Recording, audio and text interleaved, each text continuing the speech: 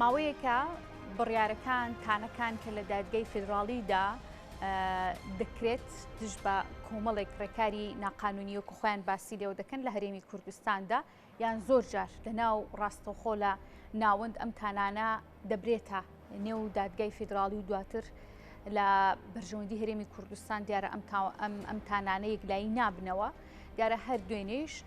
دادگای فیدراڵی ئەو تانەی کە درابوو لەلایەن چەند ئەندام پەرلەمانێکەوە لە نێویشیاندا یەکێکیان لە ئەندامانی ئەنجومەی نوێنەرانی عێراق کە کورد بوون تانەیەک درابوو بە سەبارەت بە درێژکردنەوەی تەمەنی پەرلەمانی کوردستان ئەم تانەیە لە بەرژەوەندی ئەندامانی ئەنجومەنی نوێنەران و ئەوانەی کە سکاڵاکار بوون کە تانەکەیان بردووە نێو دادگا یەکلایی بۆەوە ئێستا حکوومەتی هەرێمی کوردستان و پەرلەمانی کوردستان وەکو ئەوەی هەیە لە نێو بۆشایی و فەراغێکی یاسایی و دەستوریدایە چۆن دەکرێت مامەڵە لەگەڵ ئەم پرسانەدا بکرێت لەلایەن حکوومەتی هەرێمی کوردستانەوە بە شێوازە یاسایەکەی لەگەڵ بەڕێز کارمەند محمود کە بەڕێزیان پارێزەری ڕاوێژکارن ڕاستەخۆ لێرە میوانی ئێمە گفتوگوێن بابەتە لەگەڵەوەدا دەکەم کاک کارمەند زۆر سپاس بۆ ئامادەبوونێت بەخێر بیت. زۆر سپاس. پێش هەموو شتێک خوێندنەوە یاساییەکە بۆ بڕیارەکەی دوێنی دادگای فیدراڵی چی بوو؟ بەڵێ زۆر سپاس بۆم دەرفەتە دیارە پێشەوەی بچینە ناوەڕۆکی قرارەکە و پێویستە باگراوەندی ئەم داوایە باسکەین لە دادگای فیدراڵی. دیارە ئێمە خۆمانەزانین لە 9 شەشی 2022 لە 6 یانزەی 2022 ویلایەتی پەرلەمانی کوردستان خولی پێنجەم کۆتایی پێهات بۆیە پێویست لە پێش ئەو تاریخە هەڵبژاردن بکرێ بەڵام دیارە لایەنە سیاسەکان لەسەر سیستەمی هەڵبژاردن و ڕێنەکەوتن و لە تعدیلکردنەوەی یاسای هەڵبژاردننی ڕقمێکی ساڵ 1992 هەموار کراو و دیارە کۆمسیۆنەکەی هەرێمیش کۆمسیۆنی باڵای سەربەخۆی هەڵبژاردن و ڕاپرسیش ئەویش ماوەی کاری کۆمسیارەکان کۆتایە بۆیە پێویست بۆ بگەڕێنەوە بۆ پەرلەمان بۆ ئەوەی دووبارە متمانەیە پێبەخشرێتەوە بەڵام لەبەروی لایەنە سیاسەکان ناکۆک بوون هەم لەسەر خودی یاساکە هەم لەسەر ئەو 11 کورسی کۆتایانە بۆیە بەداخەوە نەگەشتنە ئیجڕاکەوتنێک بۆیە بە ناچاری پەرلەمانی کوردستان بە قانونی ڕقم 12 ساڵی 2022 کە لە 9 دەی 2022 دەرچوو تەمەنی یاسایی خۆی درێژ کردەوە تەمدیدی کردەوە بە ماوەی 1 ساڵ دیارە دوای ناقانونی بوو بەڵێ ئەو کاتە پەرلەمانی کوردستان ئەوەی دەرکرد دوای ئەوە چەند لایەنێک چەند کەسێک هەستان لە محکەمەی فیدراڵی تانەیان لەو قەراری لەو یاسایی پەرلەمانی کوردستان بەس یارمەتییا تێپەڕی بوو ئەم بابەتە ئەگەر سێرێکی هەموو هەڵبژاردنەکانی پەرلەمانی کوردستان بکەن هەر پێنج خولەکە هیچی لە کاتی خۆیان نەکراوە یعنی لە دوای ساڵی 1992 هەچ هەڵبژاردنێک لە پەرلەمانی کوردستان کرابێ هیچی لە کاتی خۆیان نەکراوە لە کاتێکە ئێمە بە گوێرەی یاسای هەڵبژاردن ژمارەیەکی ساڵی 1992 مادە 50 ئاماژە بۆ ئاکاکە پەرلەمانی کوردستان کە تعدیل کراوە لە ساڵی 1990 ئاماژە بۆ کە هەموو خولێکی پەرلەمانی کوردستان بۆ ماوەی 4 ساڵە پێویستە لە دوای ئەو 4 ساڵە هەڵبژاردن بکرێتەوە وەکە ئەو 4 ساڵش تەواو بوو تەمەنی حکوومەتی هەرێمی کوردستانیش لەگەڵ تەمەنی پەرلەمانەوەتە بە کۆتایی هاتنی 4 ساڵەکە آخر جلسەی 4 ساڵەکە بە هەماشەوە تەمەنی حکوومەتی هەرێمیش کۆتایی پێدێ بۆیە لەو کاتەیە بیریان کردەوە لایەنە سیاسیەکان بە تایبەتی ئەو سێ لایەنە سەرەکیە کە لە حکوومەتی هەرێمی کوردستانە کە یەکێتی و پارتی و زوتنەوەی گۆڕانە لە پەرلەمانی کوردستان لەگەڵ کۆتاکانە بڕیاریانە بە تەمدیدکردنەوەی تەمەنی پەرلەمانی کوردستان بۆ ماوەی ساڵێک بۆی نەکەوینە فراغی قانونیە بەڵام دوای ئەوە لەسەر ئەم درێژکردنەوەی 4 داوا لە محکەمەی اتحادی تۆمارکرا بە ژمارەکانی 233 و 239 248 و 253 بەڵام دوای ئەوە محکەمەی اتحادی کە زانی ئەم داوای هەر چوارێن لەسەرێک مەسەلەن تەوحیدی کردن و چەندەها جلسەی پیاە ڕۆشت و چەندەها مۆڵەتشیا بە لایەنە کوردیەکان بۆ ئەوەی کە بگەنە ڕێکەوتن چەندەها جلسە تەجیل بوو بەڵام دیارە نەگەیشتە ڕێکەوتن و لە دواییە لە جلسەی پێشووترە محکەمەی اتحادی لایەنێکی سێمی داخلی دۆسیەکە کرد بۆ ڕوونکردنەوە کە ئەویش کۆمسیۆنی باڵای هەڵبژاردننی عێراق بوو بۆ ئەوەی پرسیاری لێ بکە ئایا ئەم کۆمسیۆنی عێراق لە ئەنجامی ئەوەی ئەگەر محکەمە بۆ نمونە یاسای پەرلەمانی کوردستانی هەڵوەشانەوە و کۆمسیۆنش کە وتمان لە دوایە کاراکرایەوە ئەو ئیجراتان هەم هێڵۆشایەوە ئایا کۆمسیۆنی عێراق ئەتوانێت ئیشراف و سەرپەرشتی هەڵبژاردنکە لە هەرێمی کوردستانە دیارە کۆمسیۆنی باڵای هەڵبژاردننی عێراقش کە داخلی ناو دۆسیەکە بوون ئاماژەیان بۆ کرد کە ئێمە بڵێ ئەتوانین سەرپەرشتیاری هەڵبژاردنەکان بکەین و کۆمسیۆنی عێراق مختصە بە ئیشرافکردنی و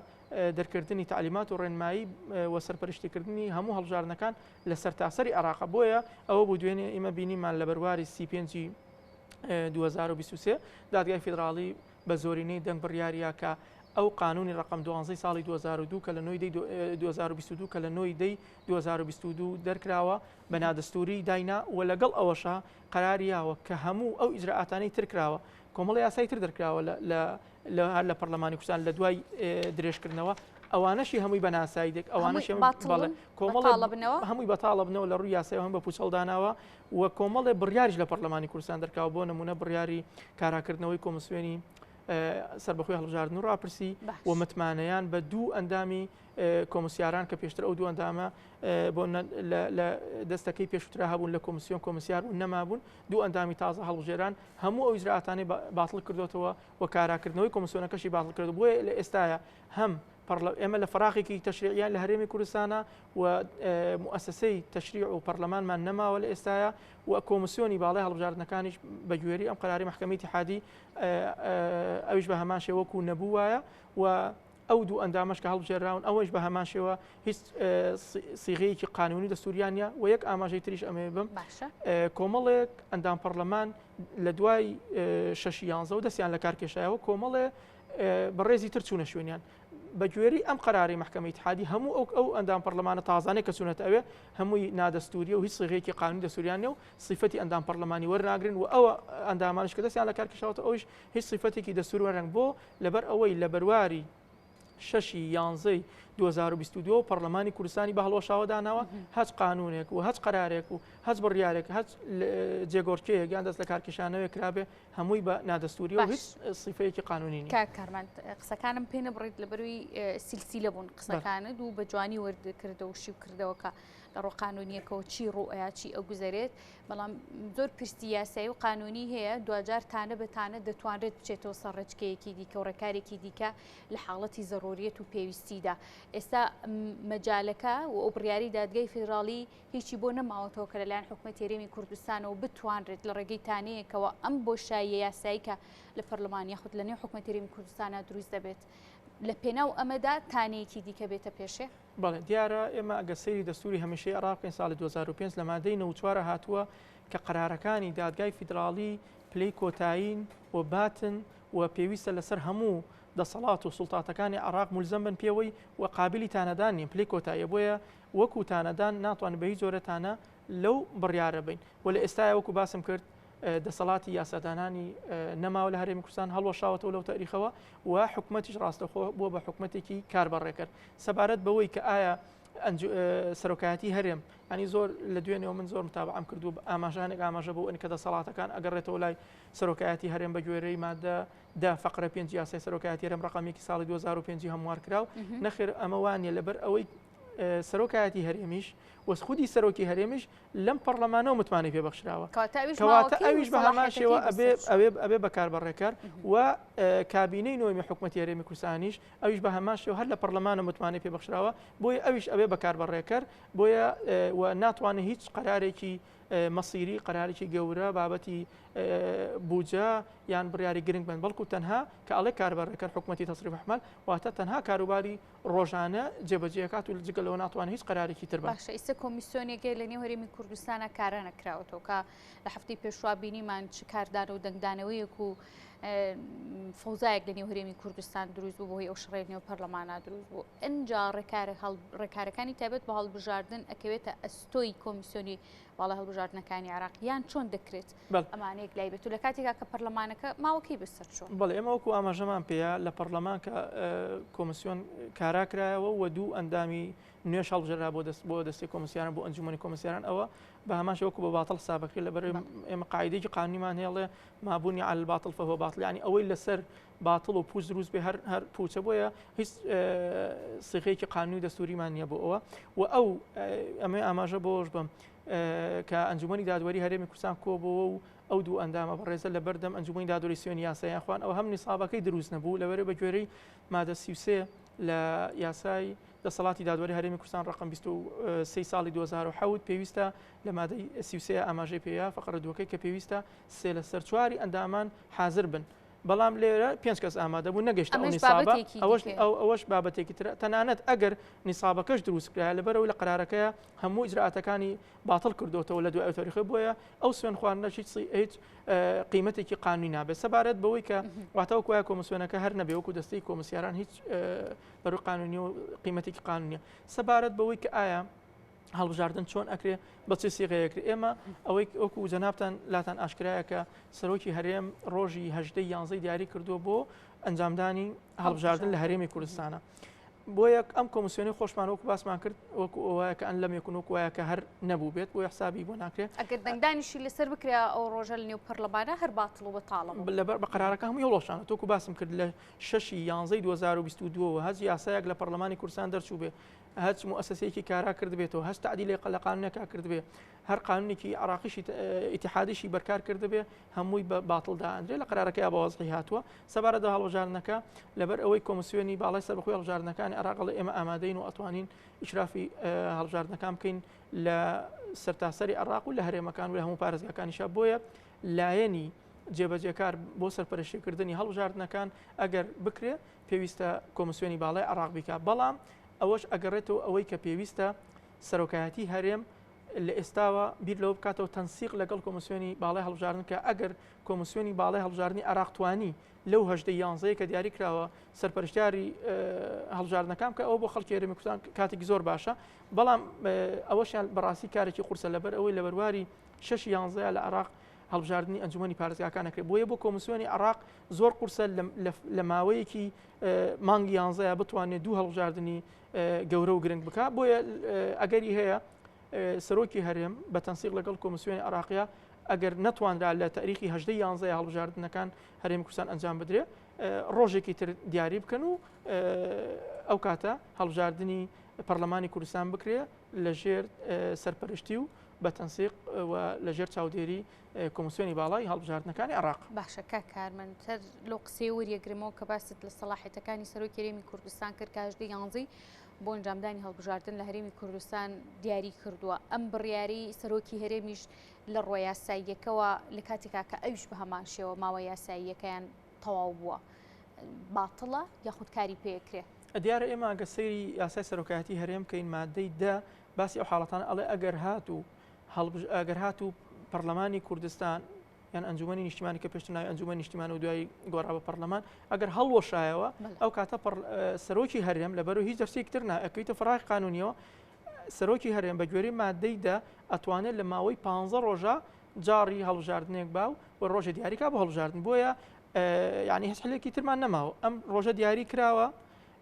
ئەگەر بێت و ئێمە حسابی ئەوشمان کرد کە لە 6/11 پەرلەمان بەتەواوەتی هەڵوەشاوەتەوە بەڵام ئەو دیاریکردنی ئەو ڕۆژە لە سەلاحیەتی سەرۆکی هەرێمە ئەوەی ئیشکالەتی قانونی نییە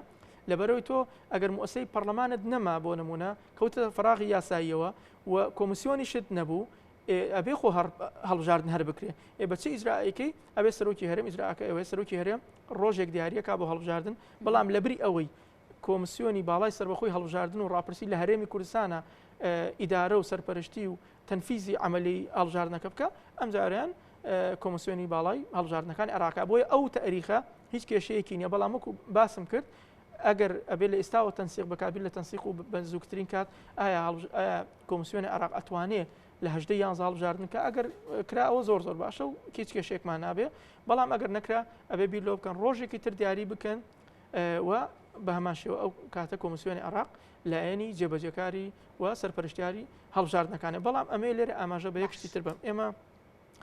کۆمسیۆنێکمان هەیە لە هەرێمی کوردستان ئەم کۆمسیۆنە بە گوێرەی قانونێک دروست بۆ لە ساڵی 2014 ئێستا بەس ئەندامانی کۆمسیارانمان ئەوەی کە کێشیان هەیە بەڵام وەکو خودی یاساکە هەیە وەکو مؤسسەکەش ساری مەفعولە واتە کۆمسیۆنی عراقی ئەتوانێت سوود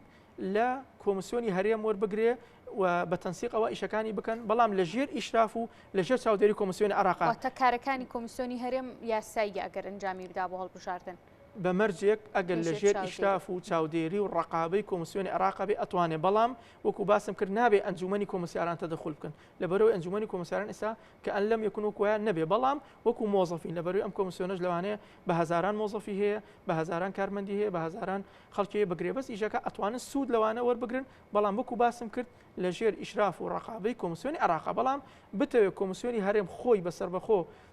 سەرپەرشتیاری هەڵبژاردنەکان بکە ئەوە ناتوانێت ناقانونی کاکە ئەکارمەند ئەما کەمە دوا پرسیار لە کاتی بوونی ئەم بۆشایە یاسایی کە لە نێو پەرلەمان و حکوومەتی هەرێمی کوردستانە هەیە چ کاریگەریەک یاخۆ چ مەترسیەک بۆ هەرێمی کوردستان لە ڕۆی یاساییەکە و دروست دەبێت کە هێشتا حکوومەتێکی کاربڕەکرد سەرۆکایەتێکی هەرێمی کاربڕەکرد پەرلەمانێکی هەڵوەشاوە و ناتوانێت کۆبوونەوەکانی ئەنجام بدات مەترسیە یاساییەکانی چێ لەسەرم هەرێم بەڵێ ئێمە ئەگەر لە دوای 16 ئۆکتۆبرەوە سیر بکەین یعنی حکوومەتی ناوەند بە شێوازێکی زۆر بەهێز بۆتەوە و لە دواییشە لە ڕێگای قرارەکانی محکەمەی اتحادیەوە وردە ئیشی لەسەر ئەوە کردووە کە ئەم قواری هەرێمی کوردستانە لە ئێستا زۆر بەزائیفە بینرێ ڕاستە ئێمە باسی ئەوەکەین بە گوێرەی مادەی 92 مادەکانی 93 و 94 و تا دواتریش محکەمەی اتحادی بە گوێرەی دەستور دادگایەکی باڵای فیدراڵیە و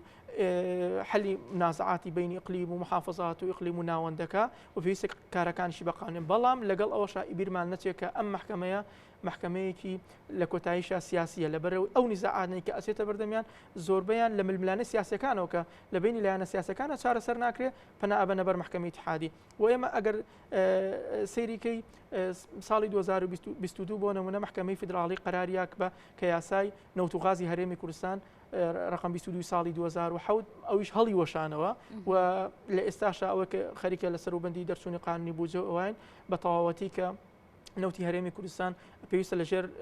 سەیتەرە و لەژێر ئیشرافی سۆمۆیان بڕات یعنی ئەو هەرێمی کوردستان بەڕاستی قەوارەکەی بەرەو بچووبوونەوە بڕە بەڵام ئەبێ ئاماژە بۆ بگەین الحەمدولله ینی خۆشبەختانە لە دەستوری عێراقیە مادە 107مان هەیە کە بە تەواوەتی دانی ناوە بە قەواری هەرێمی کوردستانە و دانی ناوە بۆی کە قەواری هەرێمی کوردستان ئەتوانێت سوڵتەی تەشریعی و تەنفیزی و قەزایی خۆی هەبێ بەڵام لەگەڵ ئەوەشە ئێمە پێویستە حکوومەتی هەرێمی کوردستان لایەنە سیاسیەکان کاتێکە ڕاستە ئێمە هەرێمێکین و لە دەستورە ئیقرارمان پێکراوە و یعنی ئیجراعاتی تعدیلی دەستورەکەش بە ئیجراعاتێکی زۆر قورسە بۆنە ئەگەر جاری وایە لایەنە عراقیەکان عەرەبەکان بۆ نمونە ئەوانەی تعسوبن بەرامبەر بە حەقی کورد بیر لەوە ئەکەنەوە کە دەستور تعدیلکەنەوە دەستور یعنی تعدیلکردنەوەی دەستور یعنی زۆر قورسە بۆیە ئەوە لەو ڕۆوە قەواری هەرێمی کوردستان پارێزراوی ئەمێنێتەوە بەڵام ئایا بەهێزیەکەی وەکو جاران کە پێشتر ئێمە بەڕاستی لە دوای ساڵی 2005 هەتاوەکو 16 ئۆکتۆبریش ئێمە هەرێمی کوردستان وەکو دەوڵەت تەعاملیەکرد نەوەکو هەرێمێک لە ناو دەوڵەتێکی فیدراڵە بەڵام لە دوای 16 ئۆکتۆبر هەوڵدراوەکە دەسەڵاتەکانی لە قاڵب بدرێتەوە بەڵام ئەوەشی پێویستە ئێمە لەگەڵ هەموو سەرنجەکانیشمانە لەسەر ئەوەی کە ئەم دەستەی محکەمەی اتحادی بە گوێرەی مادەی 92 دەستور تشکیل نەبوو بەڵام ئەوە ئێستا هەیەەوە بێسی پێویستە تەعامل لەگەڵا بکەین و پێویستە لایەنە سیاسیەکان و حکوومەتی هەرێمی کوردستان و سەرۆکایەتی هەرێمیش تەعامل ڕێز لە قرارراتی محکەمەی اتحادی بگرن لەبەر ئەوەی ئەگەر بێت و لە حاڵەتێکا بۆ ئێستا حکوومەتی هەرێم و سەرۆکایەتی هەرێم قراریان ناکە ئێمە ڕێز لەو قرارەی محکەمەی اتحادی ناگرین و هیچ ئیتیمامێکی بۆ دانانین بۆ پەرلەمانی کوردستان دەستکاتەوە بە کارەکانی خۆی یاسا دەرکە و یان بۆ نمونە بڵێن ئێمە هەڵبژاردنەکەی لە 11 لەژێر ئیشرافی کۆمسیۆنەکەی هەرێمە حساب بۆ کۆمسیۆنەکەی عێراق ناکەین ئەو کاتە تۆ دەرفەتێک و دەرچێک بە عێراق ئەو کاتە لە هەم دان نەنێ بە ئەنجامی هەڵبژاردنەکە و دان نەنێ بە ئەو حکومەتەی کە ئەگەر هاتو دروست کرا و بەڵێ ئەو مەترسێکی جدیە بۆ ئەو کاتە ئەگەر ئێمە بڵێن حساب بۆ قرارەکەی محکەمەی اتحادی ناکەین خۆمان لە 11 هەڵبژاردن نەکەین پەرلەمانی خۆمان کە ئیژەکە و بە کۆمسیۆنی هەرێمیژێکن ئەو کاتە حکوومەتی عێراقی ئەتوانێت بڵێ دان نانێن بە ئەنجامی هەڵبژاردنە ئەو پەرلەمانە کەشتانە و بە حکوومەتە کەشتانە لەو کاتە حکوومەتی عێراقی ئەتوانێت بە تەواوەتی حەساب بکاتە سەر حکوومەتی هەرێم و هیچ اتفاقێکی سیاسی لەگەڵ نەکا و تەنانەت بە تەواوەتی بودجە و موچەی خەڵکیش بڕە بۆیە ئەوەش مەترسێکی گەورەیە و لە ئەخیریشە مەترسێکی گەورەتر ئەوەیە کە حکوومەتی عێراقی پەنابەرێتە بەر بەکارهێنانی هێز وەکو 2016 بە ناوی جێبەجێکردنی یاسا و لەبەر ئەوەی بڵێ ئەوە محکەمەی اتحادی کە دادگای باڵایە کە بە مادەی 93 دەستور پێویستە هەموو سوڵتات ملزم بن پێوەی بەڵام کە ئێوە ملزم نەبوون بەهێز دێم قرارەکە جێبەجێەکەن لەبەرەوەی ئەم حکوومەت و ئەم تەشکیلێک کە تازە دروست بووە نادەستوریە بۆی ئەمە مەترسیەکی جدیە ئەمە وەکو ئەگەرێک بەڵام ڕوودانی بۆ هەرێمی کوردستان و بۆ عێراق ڕەنگە هین نەبێت بەرباز نەبێت و بابەتێکی ئێمە هیوادارین ئەوە ڕووناچکان مەترسێکی زۆر زدی گەورە بەڵام ئەگەر سەیری قرارەکەشکەین یعنی ئەو ئەلانەی کە تعلیلانەی کە لە قرارەکە ئاماژەی پێ کردووە ئاماژەی بۆ کردووە کە ینی دەستا و دەستکردنی دەسەڵات ڕێگای یەکەمی دیموکراسی پێویستە لە ڕێگای سنوڕەکانی هەڵبژاردنەوە بێ ئەمەش مافێکی خەڵکە و بیرمان نەچێتەوە یعنی لێرەیە تەوسیقی کردووە زۆر بە وردی کە ئاماژەی بەوەیەوە کە ئەم مافی هەڵبژاردن و ئینتیخابات مافێکی گرنگی هاوڵاتیانە و باسی جارنامەی جیهانی مافی مرۆڤی ساڵ 1940 کرۆ باسی ئیتفاقیەکانی دواتری ساڵ 1966 و بەدواشی ئەو ئیتفاقی ئەوروپی بۆ حقوقی ئینسانی سیاسی و کۆمەڵایەتەکان بۆیە بۆ ئەوەی کە هاوڵاتیانی هەرێمی کوردستان سودمەند بن لە هەڵبژاردن و ئەو مافەی کە دەستور پێی بەخشیون پیادەی بکەن پێویستە ڕێز لە قرارەکە بگیرێ و بە زووترین کات انتخاباتی هەرێمی کوردستان بکرێت ئەمەش ئەم قرارش قرارێکی گرنگە بۆ ئەوەی لەمە بەدووە لە خولەکانی داهاتوی پەرلەمانە و